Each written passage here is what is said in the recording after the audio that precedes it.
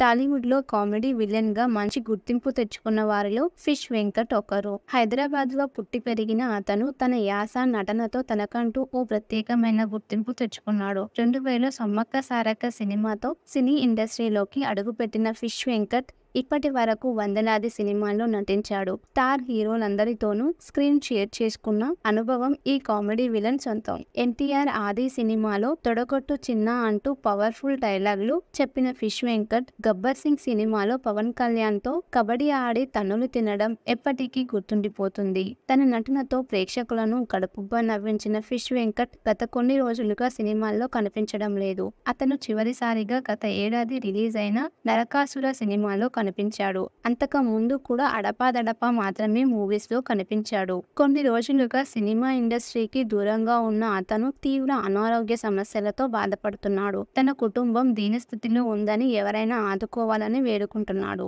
ఆయాసం బాగా రావడంతో ఇటీవల ఆస్పత్రికి వెళ్లాను. అయితే అక్కడ వారం రోజులు చికిత్స అందించి ఆ తర్వాత డయాలసిస్ చేయాలని వైద్యులు తెలిపారు. అదేంటో మాకు అసలు తెలీదు. ఎందుకైనా మంచిది నిమ్స్‌లో జాయిన్ అయ్యా. అక్కడే డయాలసిస్ చేయించుకున్నాను. సుమారు 7.5 కాలంగా డయాలసిస్ చేయించుకుంటున్నాను. 4 ఏళ్ల క్రితం కాలికి చిన్న దెబ్బ తగిలింది. అదే టైంలో బీపీ, షుగర్ రావడంతో కాలు మొత్తం ఇన్ఫెక్షన్ కి గురైంది. డాక్టర్లు ఆపరేషన్ కూడా చేయించారు. అప్పటి నుంచి నా పరిస్థితి ఇలా అయిపోయింది. 2 కిడ్నీలు కూడా ఫెయిల్ అయ్యాయి. ఇప్పుడు నేను ఇంటి దగ్గరే ఉంటున్నాను. అనారోగ్య పరిస్థితుల కారణంగా ఎన్ని ఛాన్సులు వచ్చినా వెళ్ళలేకపోతున్నాను. డబ్బులు లేకపోవడంతో గాంధీ ఆసుపత్రిలో వైద్యం చేయించుకుంటున్నాను. ప్రస్తుతం నా కుటుంబం గడవడానికి చాలా కష్టంగా ఉంది అని భావోద్వేగానికి లోనయ్యాడు ఫిష్ వెంకట్.